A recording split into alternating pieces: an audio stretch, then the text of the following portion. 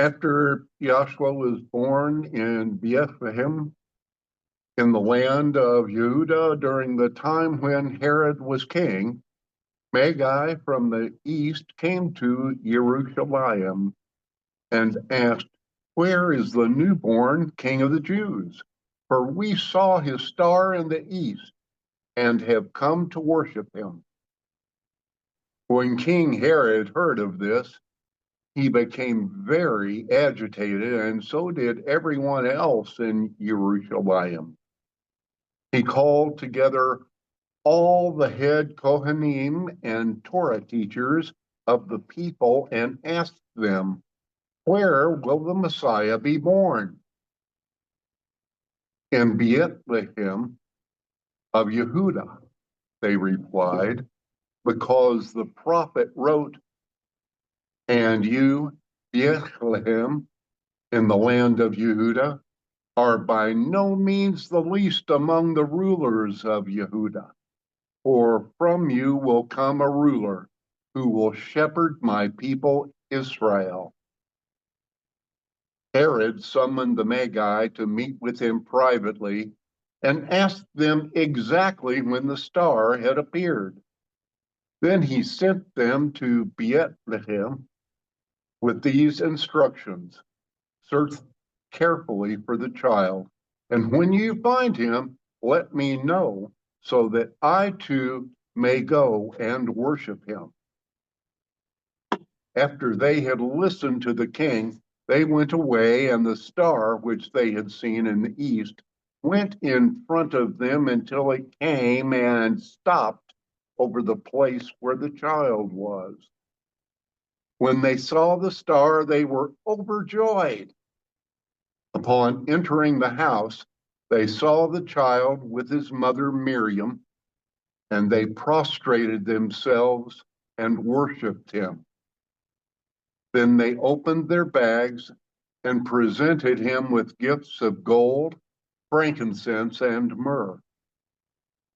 But they had been warned in a dream not to return to Herod, so they took another route back to their own country. What was the only strange word that you Kohanim, Kohanim priests. priests? That's referring to the Head priests, that Herod consulted. yes, Okay. and Torah teachers. Some say scribes. That would be Torah teachers. Yeah, I was I have the contemporary English version in front of me Yeah, on TV.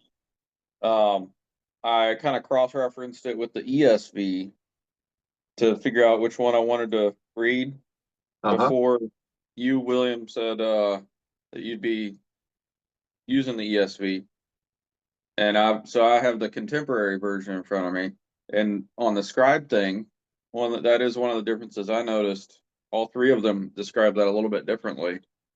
Here it says chief priests and the teachers of the law of Moses. So I thought that was kind of an interesting, cool detail. well, the Torah is the law. Yeah. I just thought it was neat that it called it the law of Moses, kind of a little bit of additional information. Yeah, Yeah, that is kind of interesting. It's a bad time to drink water. I thought you were going to say something, but I do have to mention the timing of the wise men's arrival.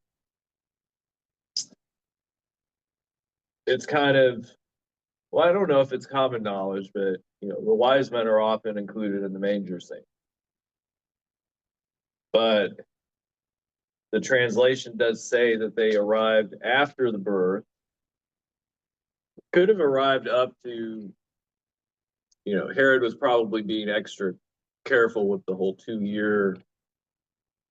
Because later on, Herod will have every child under 2 years old killed in Bethlehem. Every male child. So So there's a thought that it could have been up to 2 years, but it was definitely after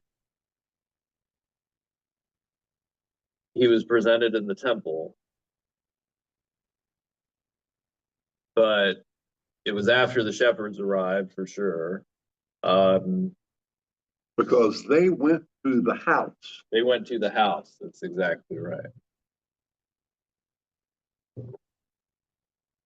Do you have any feelings about the timing of their arrival, or why we're not necessarily, or why it's even sort of commonly thought that they are there at the same time as the wise men? And,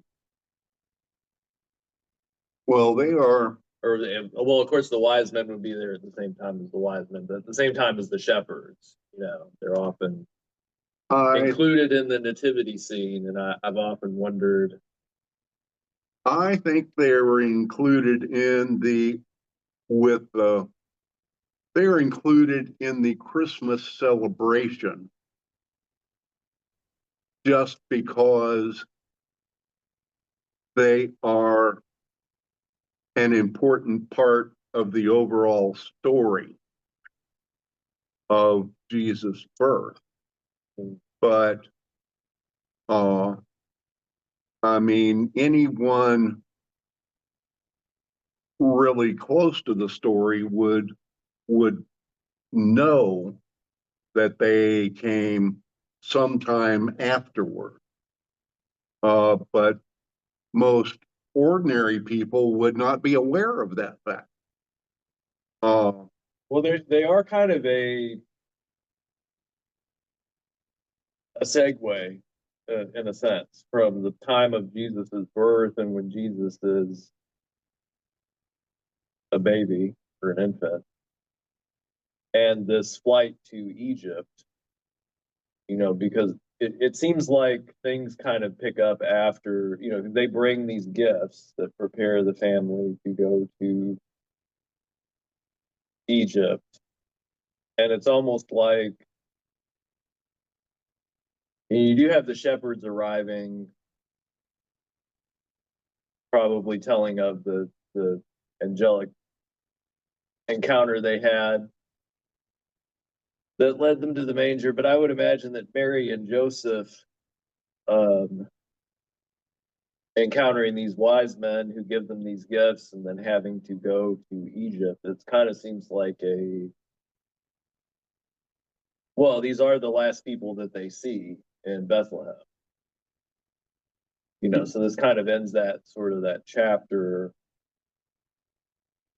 Yeah, there again, I have to remember that the word of the shepherds amount to nothing as far as society goes. Right. And the shepherds show up.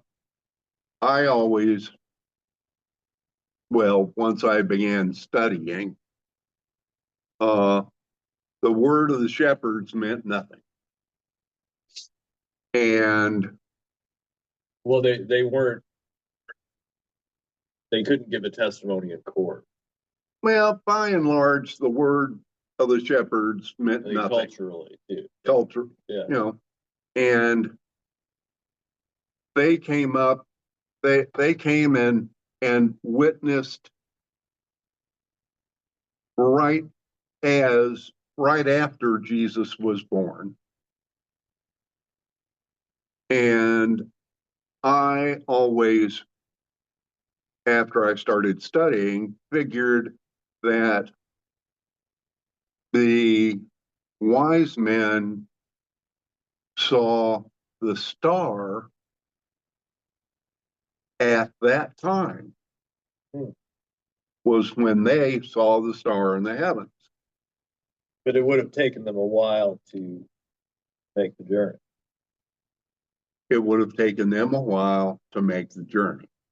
So they saw the star in the heavens at the same time the shepherds witnessed the birth, or shortly thereafter. So the Magi got their stuff together and traveled however long it took them to get to Jerusalem. At that point, they asked Herod about it, and Herod was clueless. Even though this had happened Some months before. prior. That's another thing about the story that kind of made me is that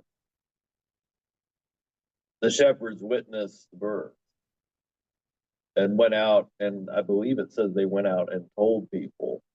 Yeah. Who listened, who knows? But, you know, they were the ones that God chose to be the initial messengers and carry the message of Jesus' birth. Yeah, but these guys were the riffraff. Yeah, the riffraff. They were the riffraff, and they were out watching their sheep. Well, and then you out in the field, so we don't know how much interchange they would have had with most other people. I mean, they would have been talking to their families, but I mean, they would have been outside normal social social interchange. Circles. Yeah. Well, and also Simeon and Anna that we looked at last time. Didn't it say that Anna, I mean, it was certainly a private affair that Anna and Simeon spoke to Mary and Joseph when they were in the temple. Yes. But But I thought they did tell other people that, hey, you know. But here we have two old, crazy. Well, that's true, yeah. You know, here we have the old, crazy prophet and prophetess on the temple grounds who have been saying for years that, well, you know, God's going to let me see the Messiah. Yeah. And then the next day they're saying, oh, I saw the Messiah. Well, sure you did. Well, and I guess, you know, this is kind of why we're looking at this series is, you know, God chooses these individuals to, if you really wanted to get the word out, you wouldn't pick necessarily, especially the shepherds, especially a very humble family like Mary and Joseph. I mean, it is almost like God is, well, and I guess for good reason, because if Herod had known who it was, he would have had, you know, Jesus. He would have been able to find who this was and would have him guilt. You know? Yeah, straightway. But or at least tried to. Or God could have found a way to make them invisible or so, you know. I'm sure God wouldn't have allowed that to happen, but and you have witnesses, but it's kind of interesting how God chooses exactly the right people for all of this to unfold. Simeon and Anna, I mean, you know, here are two people around my age who spent every day in the temple. And I have to just imagine how little most people would have considered their words. Even in a culture, now I might be thinking of more East Asian cultures that respect elders, but I guess you could be respected, but kind of not really taken seriously. Yeah. They were, yes, you respected them. believe what they say. Maybe not. I mean, this guy's been waiting for the Messiah for his life. Well, that's not really a prophecy you can test immediately. Because in the Old Testament, a prophet would say something, and you would know they were a prophet if what they said would come to pass. That's right. And they had been waiting, certainly, for the Messiah for 400 years. Well, there hadn't been any prophets for 400 years. And here you have this old guy waiting for his entire life for the Messiah. Now, what do you expect? The other thing that so the wise men, they say that they saw the star, his star, and there's kind of different ideas about what that could have been, if it was a star that was in a certain, a star having a nova or something in a certain position in the sky, or what comet. I mean, there could be different things, or just a star God put there. There have been different guesses about that for centuries. And did you read, because we've looked at this before, I think, something about, because the wise men were probably astrologers or something like that. They looked at the sky on a regular basis. Yes. Now, I believe God brought this star to their attention, one way or another, this bright point in the sky. I do think it would have been prominent, because there would have been these 3 different observers. Now, they did say we saw his star in the east. But the wise men are supposedly from places that are east of Jerusalem. Yes. So if they saw the star in the eastern part of the sky, so it wasn't over, we usually have the representation of the star being over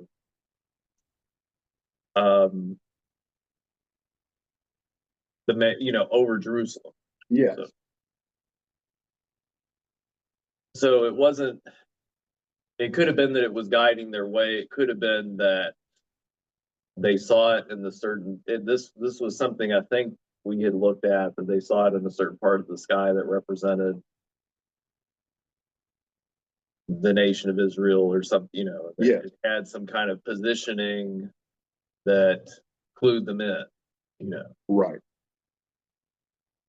Because it would be kind of odd for them to just see a star and assume the king's been born, Yeah.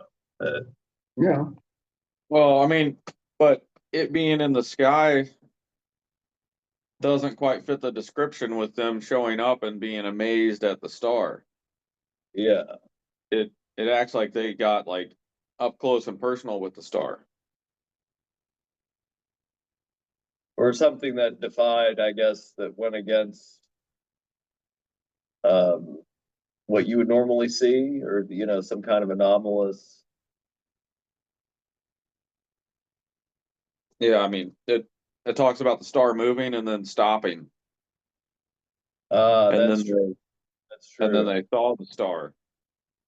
Like when they saw the star, they were amazed. Once they got there. So yeah, because there in verse 9 it says, after they had listened to the king, they went away, and the star which they had seen in the east went in front of them until it came and stopped over the place where the child was. So it was moving. Yeah. And it stopped, at least from their relative position. It stopped over where Mary and Joseph and Jesus were lodging. Could they have meant, when they said we saw it in the east, could they have meant that they saw it when they were in the east, like we saw it in the east in Persia where we were, that guided us to you, sort of thing? That,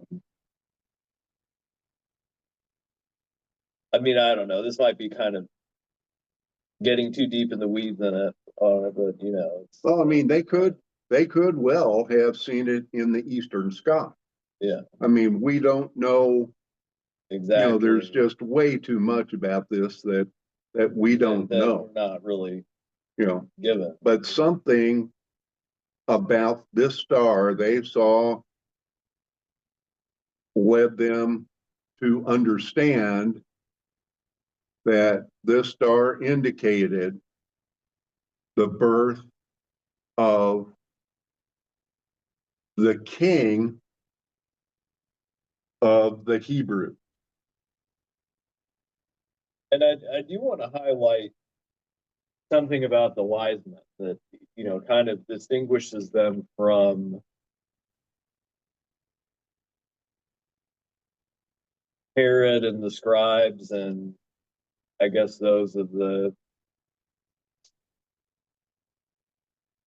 upper part of the society that, you know, weren't really clued in on what was going on. Mm-hmm. I guess, you know, the wise men, even though they were rulers, even though they were part of that class of people, they were very humble. Well, we don't know that they were rulers.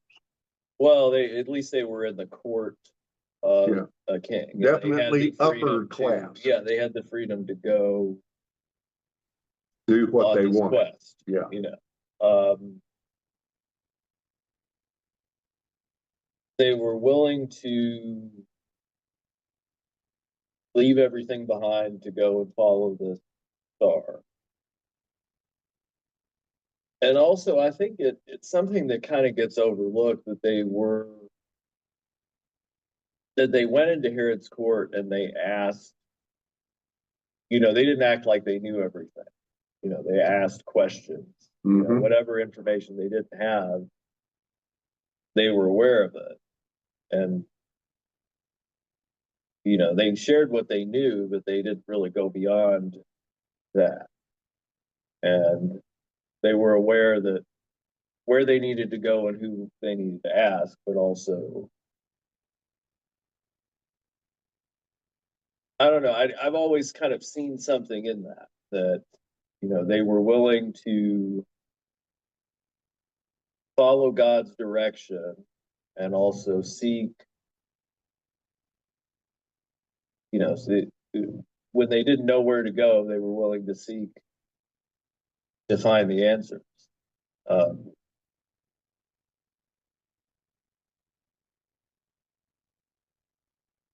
They were confident enough to ask what they needed and not afraid to ask whatever it was to get that information, because they went straight. They knew Herod was the king, and they went straight to Herod to get the answers and ask him, where is born the king of the Jews? Well, I guess wise doesn't mean having all the answers, all the knowledge, you know. They clearly did not know about the prophecies, and they knew something, but they didn't know. Yeah, I think wise men might be kind of a modern translation of more of a title. I don't know. I don't know much about what I'm saying there, but Well, and I did have it's Yeah. interesting, I did have a note in the Bible from the last time that we talked, pointing to Daniel chapter 2. The only thing I could make out of that was, Daniel was considered one of the wise men of, and we're kind of jumping way ahead or I guess way back in the history to the Babylonian captivity. Babylonians took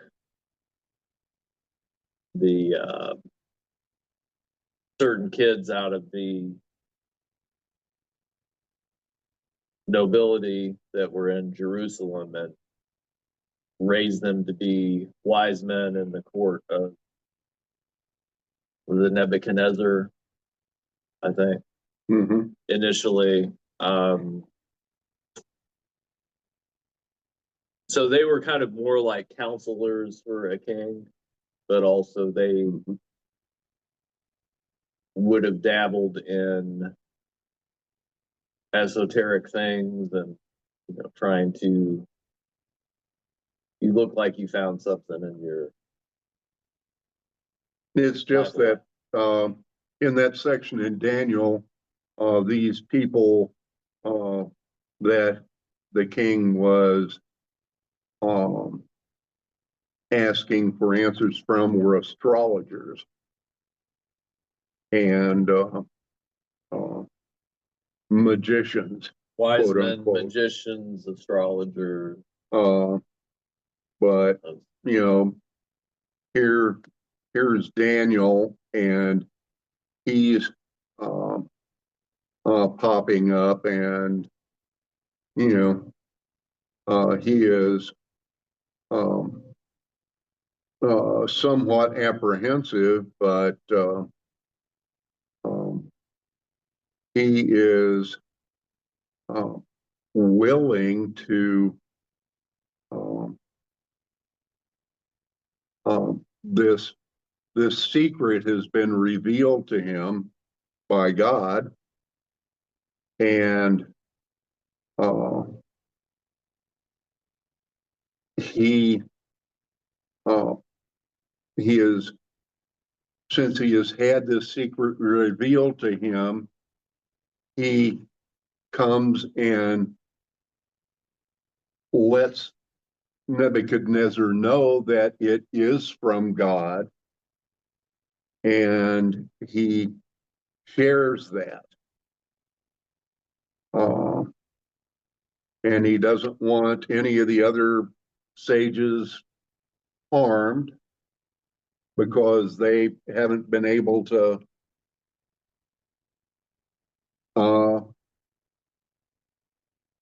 figure it out. And then he shares the answer with the king.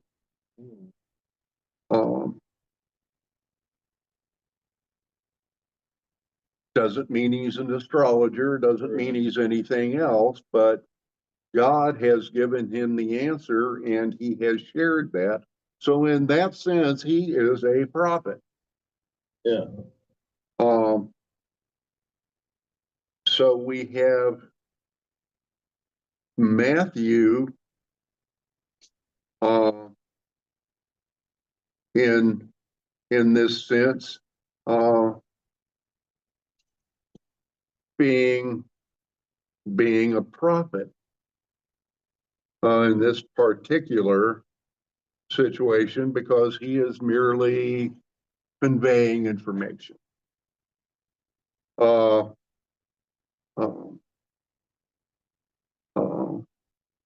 And it is information that other people know.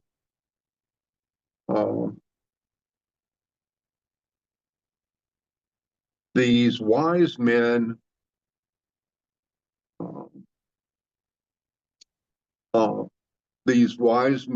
the secret, a secret had been shared with them in a dream. An angel had come to them from God telling him to not go back to Herod, Yeah. to Well, leave. that always interested me as well, that, well, Herod didn't go out with them, and none of the scribes or the priests went with them, went with the wise men out. They just expected them to come back. Yes, because they had been told to. Yeah. Herod was confident enough in his position that he expected these men to obey him. And they were confident enough in their positions to shrug off who Herod was, Yeah. and do what the angel of the Lord told them to do. But isn't that kind of a nice combination of, the wise men weren't arrogant. They were confident, but they weren't arrogant. They were willing to go into Herod's court and ask questions. But when it came to choosing between following God's direction and following the commands of the local ruler, they followed God's direction. They didn't. Doesn't seem like they thought twice about it, and it was in a dream that they were given the instructions too. Yes.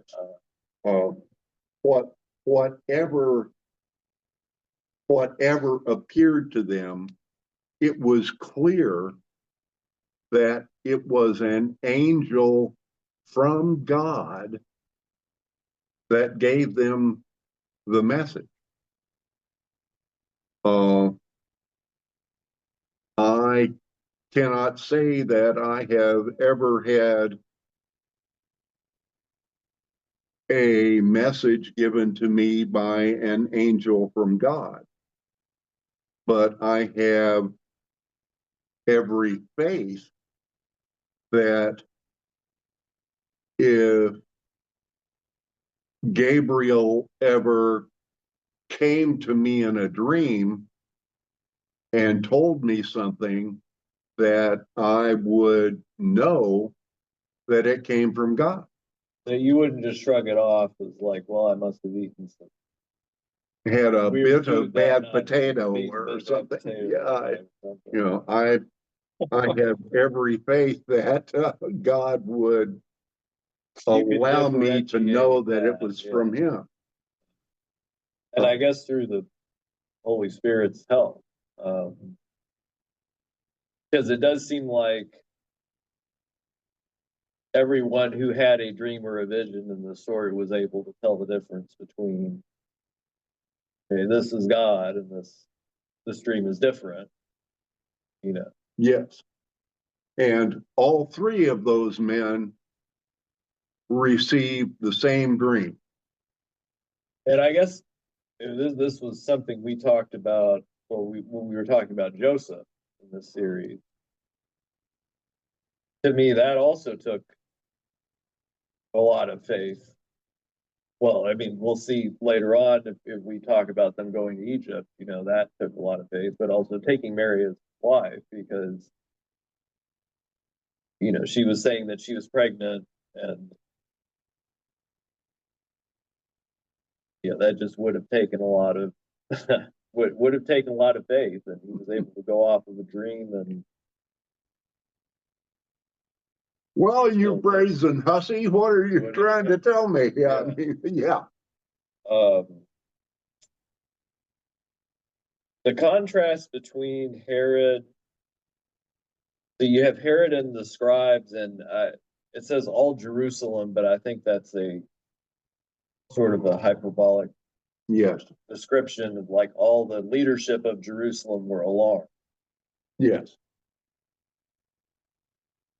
And as ironic as I find that, because you would think they would be rejoicing because the Messiah was there, even if it meant giving up their position of power, which it didn't actually, but they felt threatened by. You would think maybe in person they would say like, oh yeah, we really want the Messiah to come, but that they don't really. Now that's something. Do they really? I agree with you.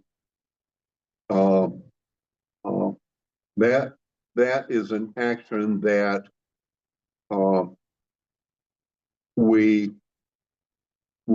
that never gets stressed.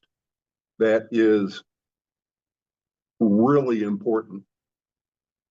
The Messiah coming to the nation of Israel. Now, this is the Prince of Peace. The leader, the King of Israel, to consolidate Israel once again into a unified country and be a strong force among nations once again. Which was what most people thought would happen. Yes, well, it's pretty clear that that's what the Messiah is to do, is to govern the entire, all of the tribes of Israel under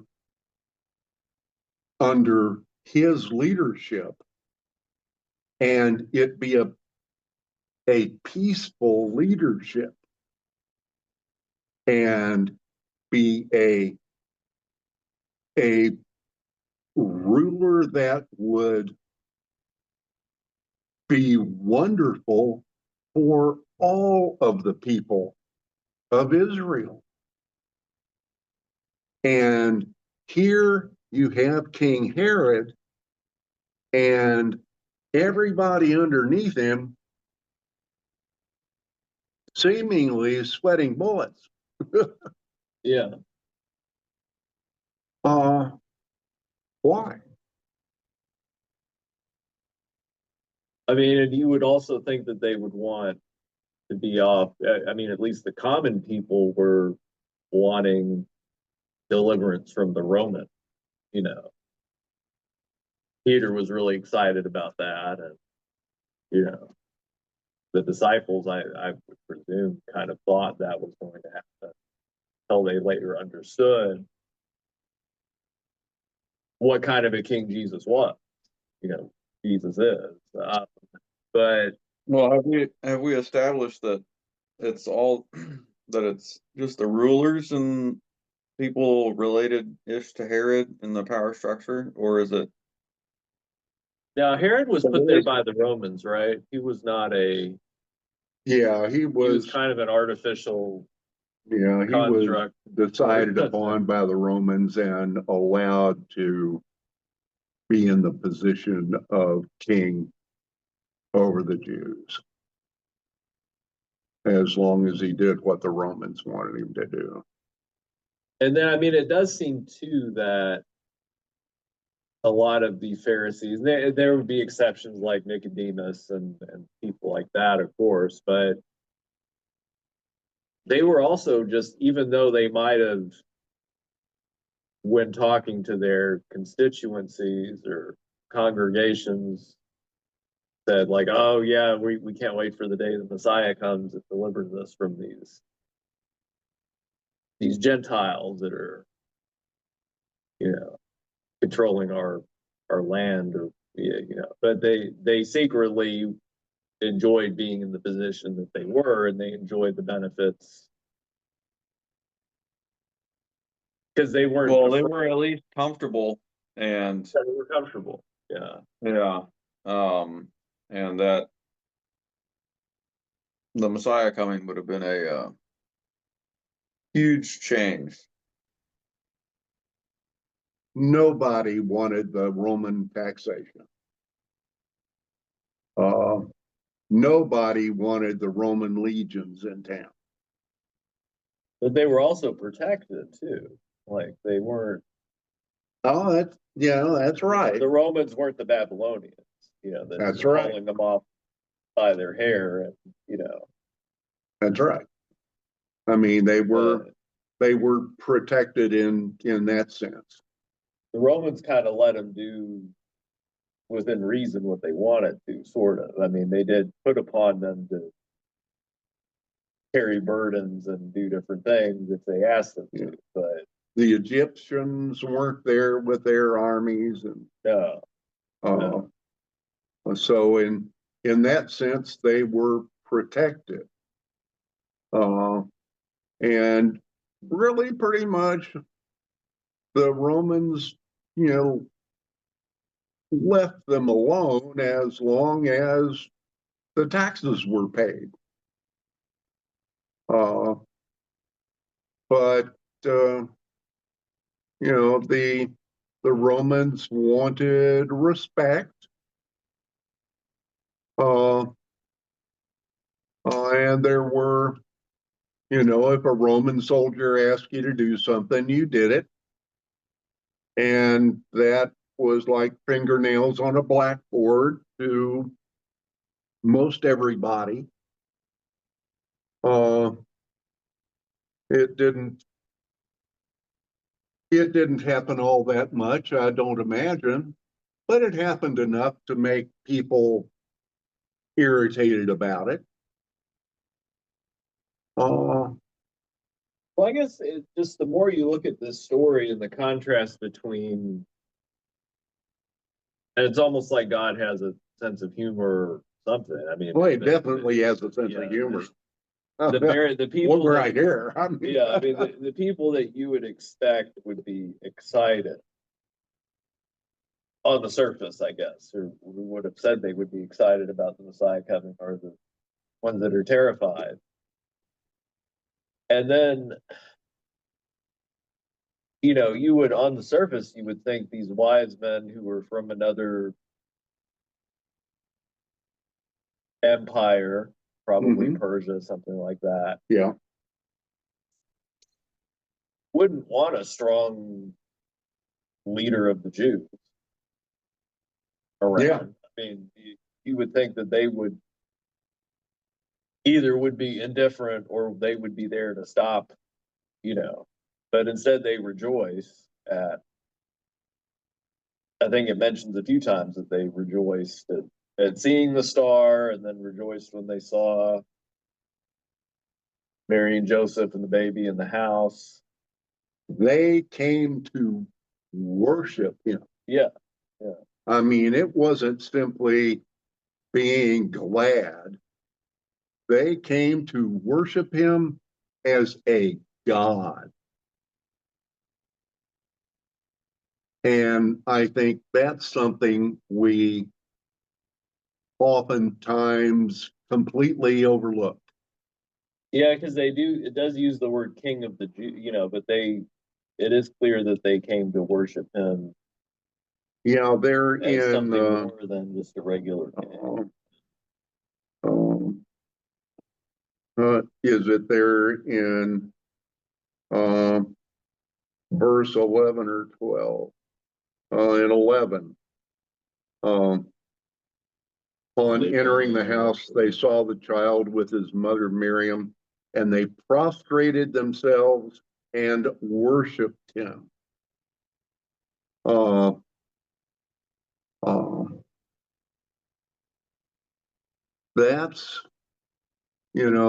That's, that's something that, as Americans, we, doesn't enter our heads. Even people who go to church on Sunday don't really think about worshiping. Going to church on Sunday, people don't understand worship.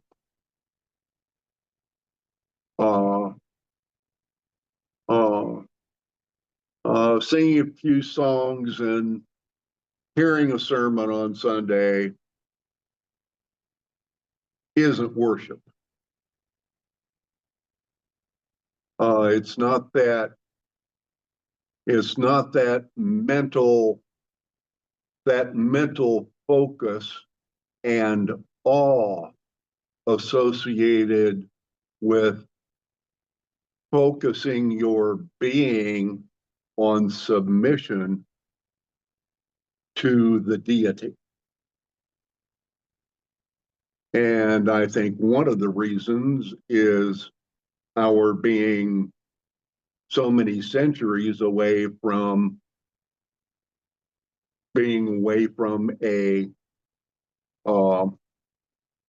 king or queen who can have you killed just because you irritated them. Yeah. Just being that far away from some entity to whom you have to provide not necessarily worship, but absolute submission to. We have not ever experienced that type of necessity of devotion.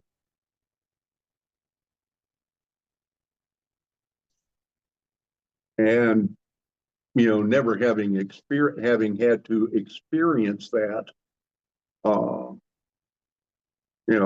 we just haven't ever really wrapped our minds around that. Now, I could be wrong. What do you think about that? Well, that's a good point. And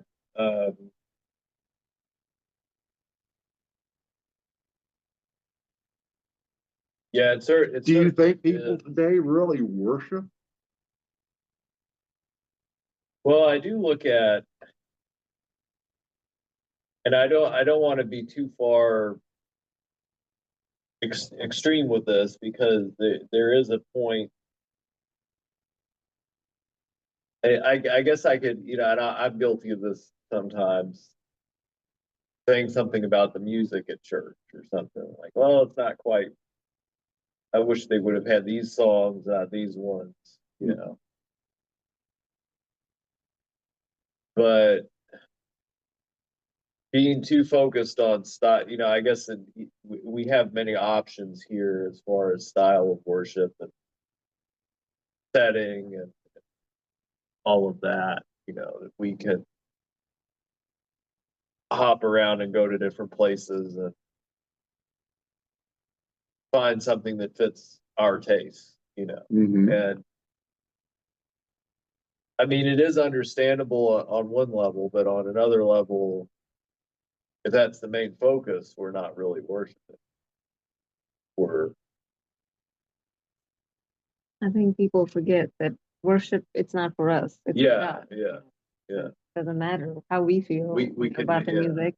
Yeah. If you're focusing on God, then you're not going to focus on those other little things that doesn't matter. Yeah, absolutely. Whereas it does seem like if you, even in let's look at the early church. I mean, you didn't really have that. People were just there to worship God. They weren't really debating the type of music or this cave that we're meeting in is better than that one. It's like yeah. we're meeting in a cave to worship God. Or a church. I mean, you would have had one church in town to go to. Oh, we're just too comfortable. We're too comfortable in a way. Yeah. Yeah, I mean, if you're picking and choosing where you go, which is sort of just using your own which, like you said, is standard practice. I mean, it's inevitable because you're going to have people that believe differently. And then you're going to have people that then have the ability to go one place or another. But that is kind of contradictory to the thought process of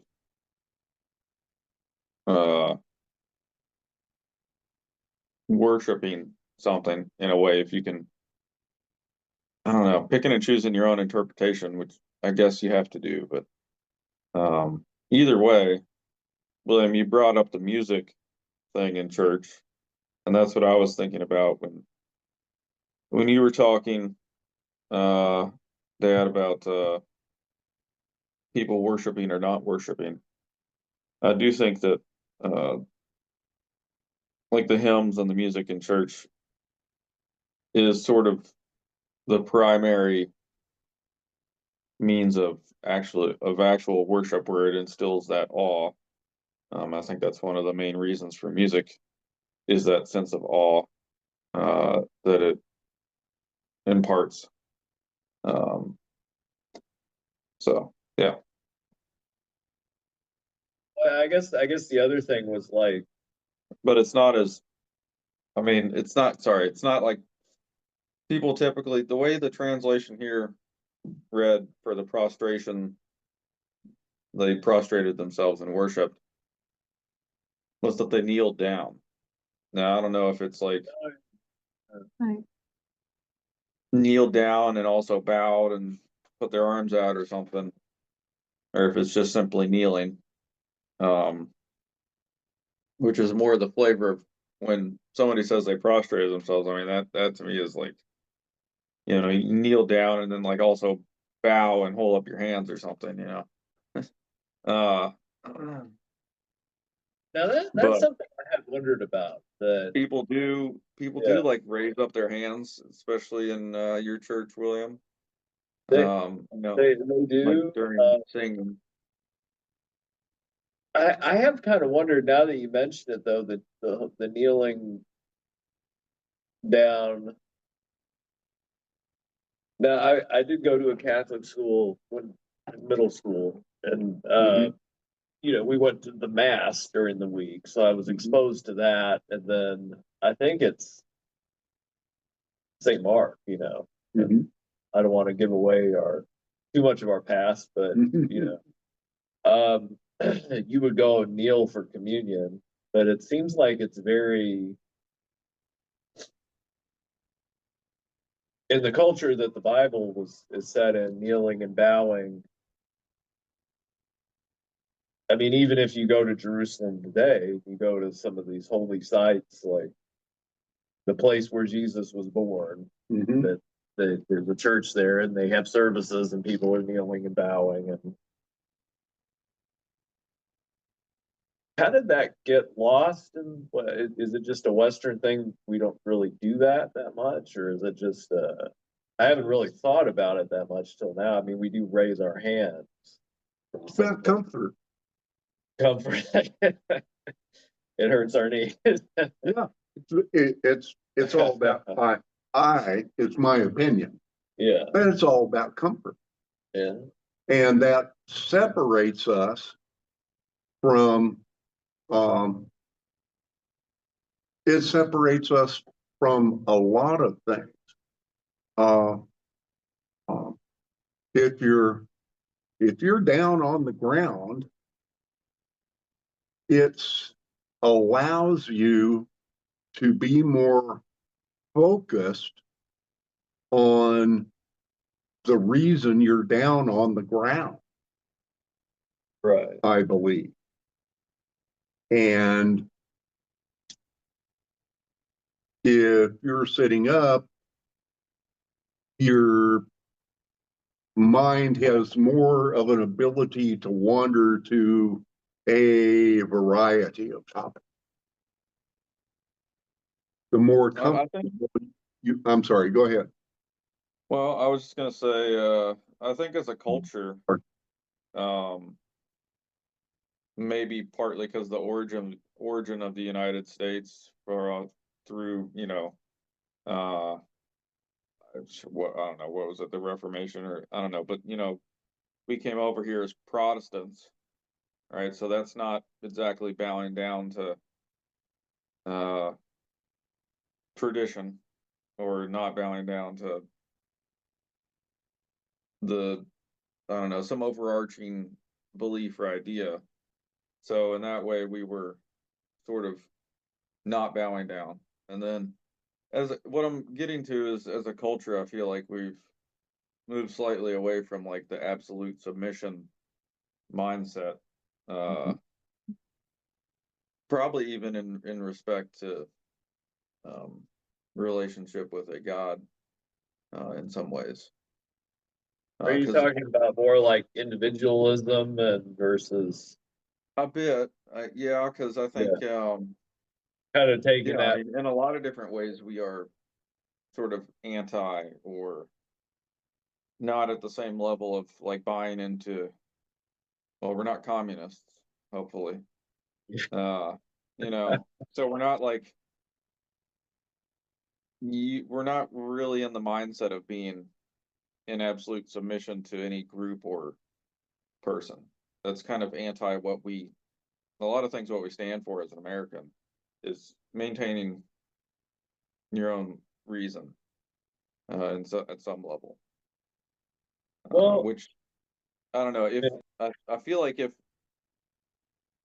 most people, if they saw like a video of a bunch of people in church like absolutely prostrated themselves, probably be like, that's a little weird. I feel like we kind of differentiate ourselves from, we take it for granted that happens like over in the Middle East. well, I mean, in But if pretty you much were every other culture, they do bow and do that stuff, Mm. right? Yeah. Yeah, I mean, the more I think about it, the stranger it does kind of seem that we don't. But because there's never anything in the Bible that says don't bow or kneel, other than personal prayer time. I know people do that. I mean, I've done that, and it does And add to it. But at the same time, your knees hurt a little bit. But I mean, that's not I, that's not a reason not to do it. But that. But like as a corporate thing, I rarely ever see people kneeling unless it's like in a Well, mosque. I'm Or talking about, like, like get on the prayer mat and, put your hands out in front yeah, of you too, and like your face down kind of thing. yeah, I know that, if I were really to focus in church,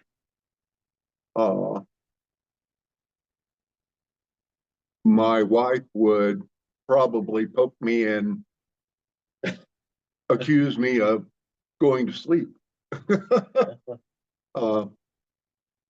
which I wouldn't be, but I can understand her argument that I might be. I can edit this part out if you want me. No, it can, it would be There's a good chance it would be true, but I can understand the reason for her side of that argument. But it's, if these things are something that we should consider, what is our degree of focus to the audience out there in this podcast? What is our degree of focus in our worship?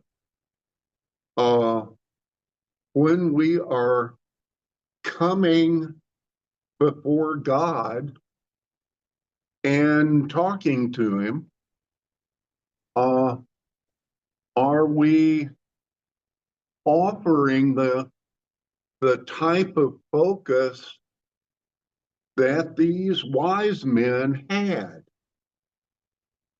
Uh, they were focused on worshiping a higher deity.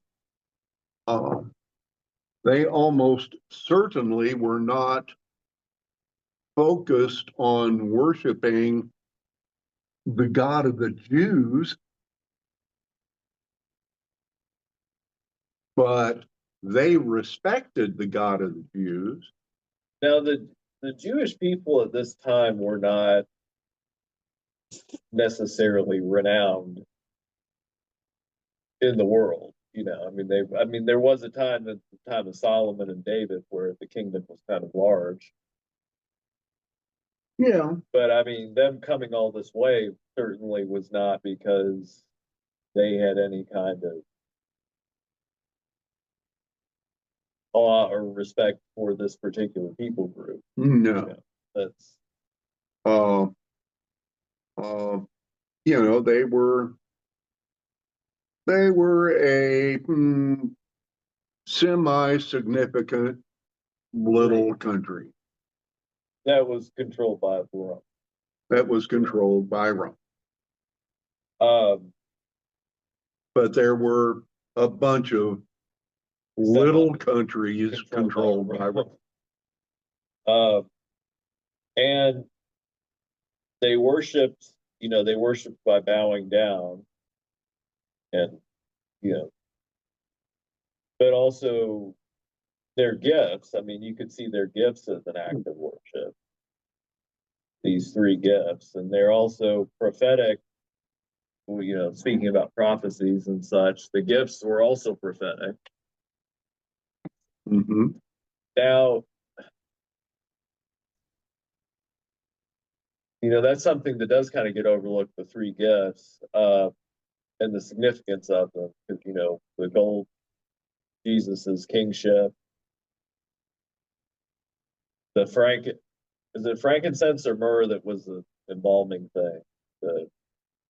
Or was it gold? Frankincense is like a perfume, right? And then myrrh, Frankincense was the thing that you put on corpses, and incense, which was frequently used in worship services. Okay. And but then the myrrh was what they used. One of them points to his death and burial. I think that's embalming. Okay. I think.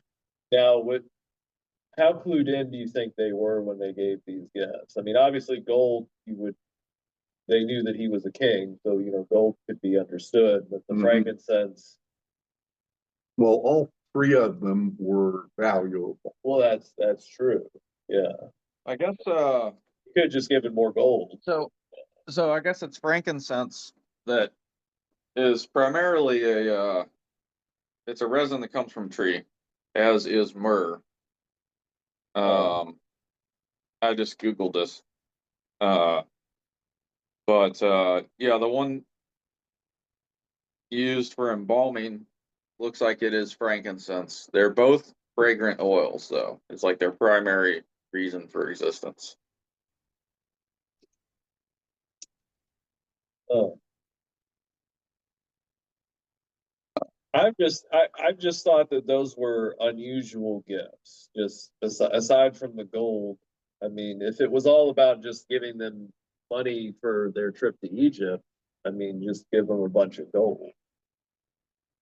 But you're giving them perfumes. But myrrh is also like a medicinal, apparently traditional medicinal thing. So, yeah, wealth, health, and I don't know, happiness. Like the smell good stuff. Way of saying that, and I mean, the Bible doesn't leave any. The Bible leaves a lot of details out that we want to know. What exactly did the star look like? Was it a orb in the sky that they were following, or? Well, I know it's very specific on these gifts. Yeah, I don't know about y'all, but the that seems to be like kind of ideal pairing, the wealth, health, and happiness thing, or like Yeah. wishing well or something, and that is what these three gifts seem to be. I don't know if I've ever encountered that connection Yeah. before. I mean, there was a practical God providing through these gifts. There was a practical aspect and that God was providing through these gifts, like right at the right time that they needed it. And the wise men showed up right at the time that they needed to show up to give them these gifts that would sustain them in their travels, but Well, if the wise men hadn't shown up, they wouldn't have needed these gifts. well, that's true. But they needed to get to Nazareth somehow. The wise men wouldn't have known that they needed to escape, right? Yeah, well, that's true too. They just, I don't know. I mean, They could have just moseyed on back to Nazareth and, It's all Yeah. part of God's plan. yeah, I mean, I guess, it's kind of interesting how God worked through You just the don't wise know men, the whole detail.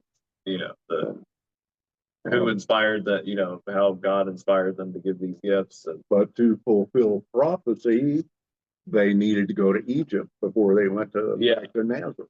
yeah, So God handled it. yeah, that's true. Yeah. We know that God handled these wise men not going back to Herod. Yeah.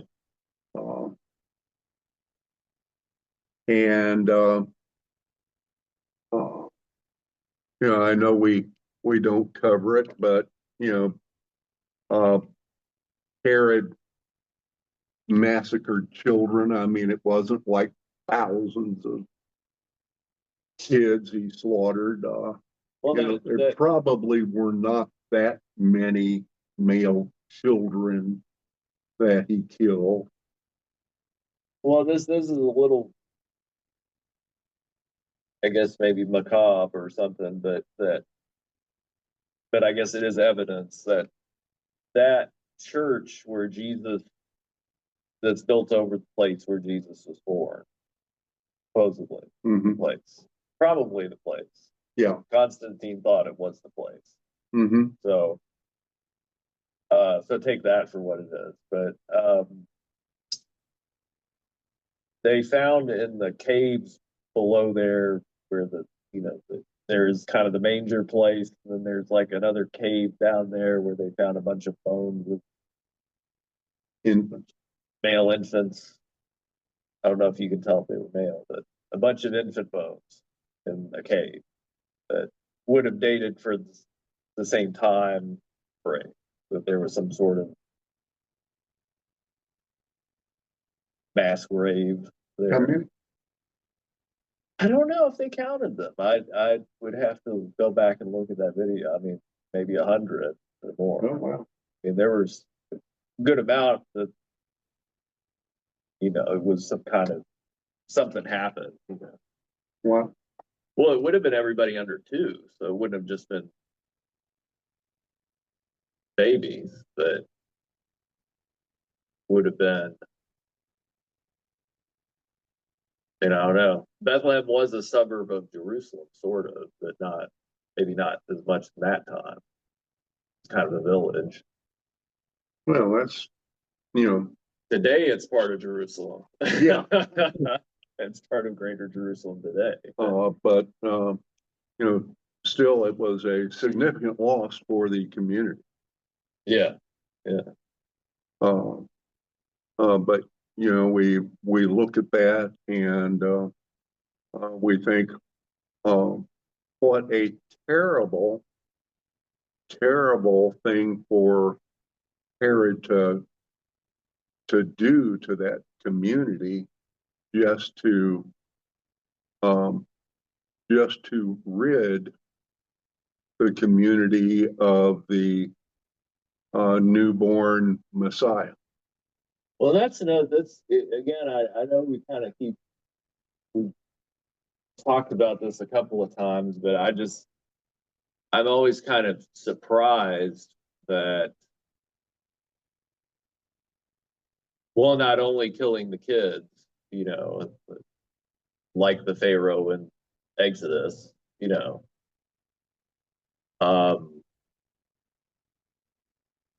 but it's even like one step worse, you could say, because the Pharaoh in Exodus was evil and he killed the man, tried to kill the male children, but he was just doing that. He wasn't necessarily. Herod was doing the motivation for Herod was to kill God's Messiah, so that I don't know, that just makes it even. I mean, was Herod being controlled? I mean, Revelation has that thing with the dragon and the pregnant woman. Oh, yeah. Kind of points to that Herod was acting under Satan's control, or an agent of, Right. How much he thought he was acting out of his own power and interests and all that, who knows, but or if he was, I don't know. It Well, just he seems had a cushy uniquely job. evil to, you're trying to kill your own savior. I don't know. It just seems I don't very. think Herod sees Messiah as a savior. Yeah, well, that's true. That's true, but it's just. Well, he I don't know, figured he had a long time to live. He wanted to stay in the position. To Yeah. him, that was a really nice job. Yeah, yeah. And he did not want to be ousted. Well, and it also seems like everybody kind of went along with it too. That's kind of the other surprising thing. I mean, Herod was not the Roman emperor. He was a local ruler. Yeah. He was a tetrarch. He was just in control of that little area. Yeah. Yeah. The scribes and everybody doesn't seem like they said, it doesn't make any note that anybody had any objections to him trying to kill the Messiah. You would think some of the religious people would have said something or tried to stop it. If you were.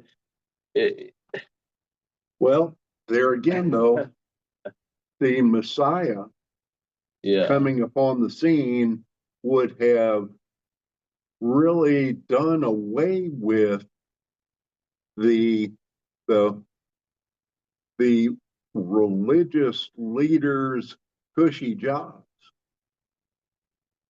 The Messiah coming along would have upset the whole structure, the way everything the upper echelons in the I guess religion work. The irony is, though, that their whole reason for existence is because of God in the first place. Yet, I don't know. And they missed the point, right? Yeah, they missed the point. Yeah, it's just astounding how they missed the point so much. Yeah. But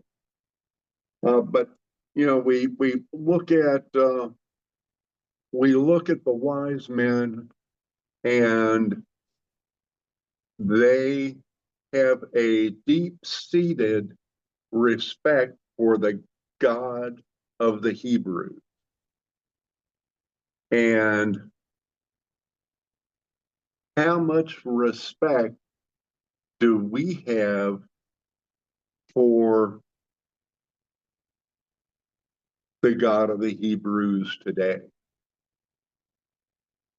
and there's also something special about the wise men, and this is kind of an obvious thing, and we've talked about giving up, but they gave up a lot to come and worship this king.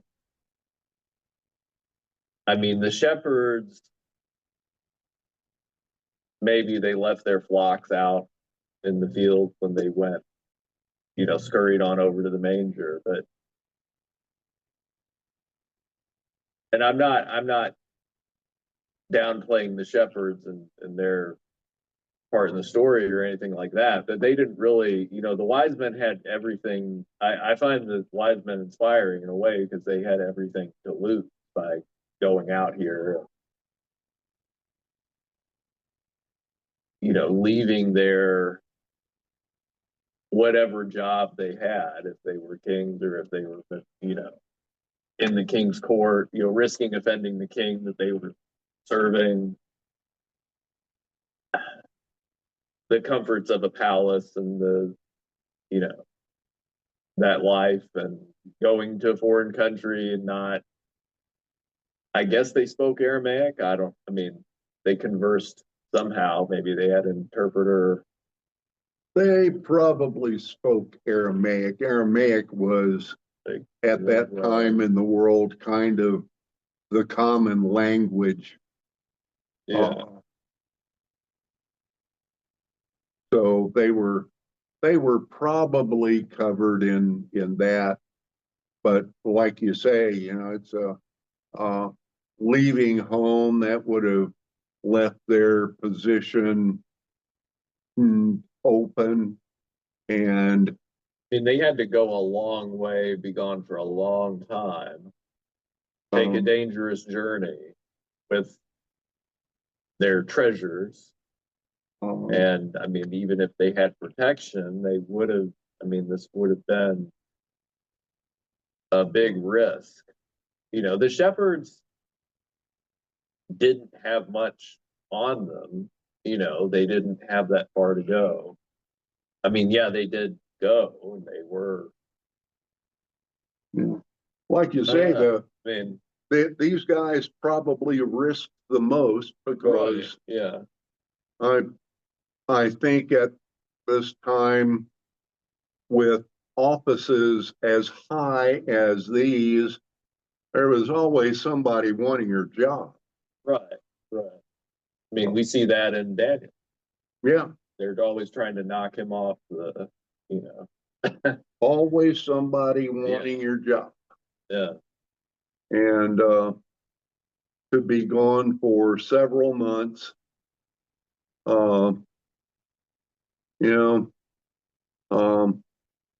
if the king needs you just 1 month, just one time, and you're not there, that's a real risk. And contrast that to the scribes and the religious leaders that were there, that were, like you said, sweating bullets even at the thought that they might be, lose their position. Yeah. The wise men were willing to knowingly take that risk. Herod and the gang there in Jerusalem were a threat. Now, would the priests and the scribes send anyone to follow? That this is nothing that's touched upon. Send anyone to follow these guys. Well, that's what I was wondering too earlier. Nobody. I would have thought so. Put a tail on them or something. But apparently not. Or if they did, God fouled the plans. Yeah. Because Mary and Joseph and Jesus are not caught. Or at least make it out of town before anything happens to them. Yeah. Now, we don't know how long it takes them to get out of town. And finally, the last part of this, which I've always kind of found the most interesting, and it's one of those things that we're not given a lot of answers on. Home by another way. It's very kind of. Well, I've always kind of liked the sound of it, but I mean, it doesn't give you any. It does kind of make your imagination go like, well, where did they go? How did it? But the very fact that they were willing to, again, change their plan just based on what God told them and what God revealed to them, and do that in one night. I mean, they suddenly changed their plan, and that wouldn't have been easy, to do. We tend to just kind of think like, oh, well, they just took another road, but I mean, they didn't have, they didn't have Google Maps. They didn't have, the way that they came was probably the best way. They would have had to go back a more circuitous, dangerous route. I don't know. I've always kind of also found that they were willing to do that. Yeah, at the drop of a hat, they go back by a different route, and then it was, and it seems to me that it was, I mean, it wasn't part of our reading for tonight, but they're in 13 and 14, 13, 14, yeah. Where it talks about Herod, yeah, it was he was tricked. After they had gone, an angel of Adonai appeared to Joseph in a dream and said, "Get up, take the child and his mother, escape to Egypt, stay there until I tell you to leave. For Herod is going to look for the child in order to kill him." So he got up, took the child and his mother, and left during the night for Egypt. Now that strikes me as if, the Magi left, Mary and Joseph went to bed. God said, "Hey, Joseph, get up, grab Miriam and the boy, and leave."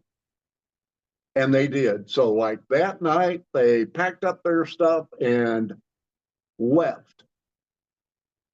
Now, how many of us would be able to throw stuff in a bag and leave to go anywhere else to live indefinitely? Take everything that we would need and leave everything else and know that we might never have any of it back, and go somewhere significantly foreign. I know that it would, I just can't imagine. Yeah. I mean, well, and also they probably had never been to Egypt before, I would think. Oh, I wouldn't think Probably so. never been outside of the path between Nazareth and Jerusalem. They probably had. Yeah, I mean, we've been to the grocery. Yeah, go to Egypt. That would be like unimaginable. Yeah. And here Well, in the middle of the night. What's on? I was doing a little bit of research into the possible killing of all those kids. Don't take that out of context when you quote this. And yeah, so King Herod, yep, definitely sort of a Roman deferent ruler, but was very successful as being a king during his career. Like rebuilt some, he built some like huge fortresses and rebuilt Jerusalem and a huge temple and or like some of his cities. But yeah, as he got older, he was very paranoid. And before his death, he in like I don't know, like tried to get all the Jewish rulers together into a stadium and have them all killed. And then he had several of his family members killed because he had apparently had like 10 wives and had kids with all these 10 wives, and they were all vying for power and to be the next successor. And so he had several family members killed because they weren't, I don't know, for various reasons. He wasn't a great guy in the end, but he was extremely successful as a king throughout his career. Either way, uh, so there's some basis for him taking an action like that. But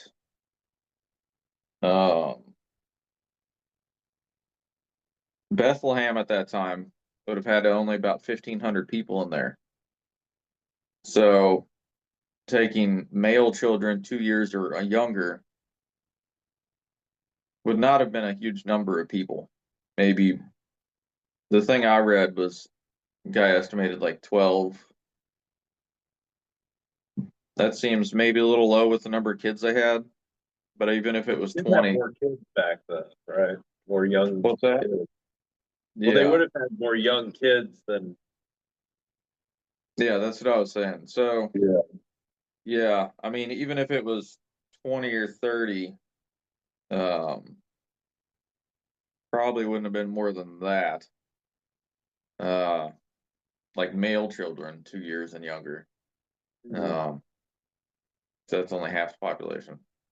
But it wouldn't have been as a remarkable thing. And the reason why it was kind of concerned about its remarkability is because there's a lot of historical record for other things that happened during that period. I guess from a guy named Josephus, who was somebody that worked with Herod, either his brother or something. I don't know, but we have historical records from Josephus of that place and time. Nothing was mentioned about that killing. So maybe the fact that it was relatively small would account for that. But either way, Herod wasn't the best guy, especially as he got older. But this was relatively early in his rule. He had only been appointed king like 4 years before this by the Romans.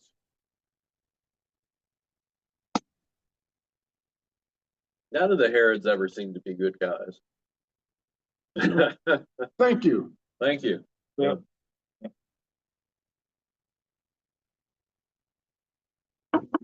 Um, Hmm. on that note, do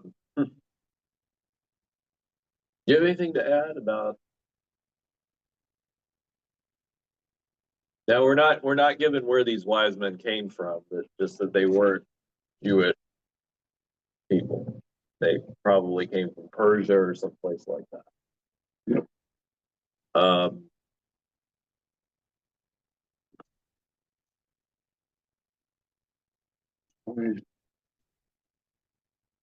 I think we've covered it. Yeah. So, Nathaniel, any other comments, questions, Ideas. ideas? No, I read something else about, it's possible that, Matthew didn't intend that killing to be history, be recorded as history, but as, meant to parallel Moses' story, as you mentioned, in Exodus, about Moses being the ruler, and now we have a new ruler in Jesus. Hmm. Well, there certainly are some parallels too in the whole connection with Egypt Yeah, a as popular well. theory is that was the purpose of that part of the story.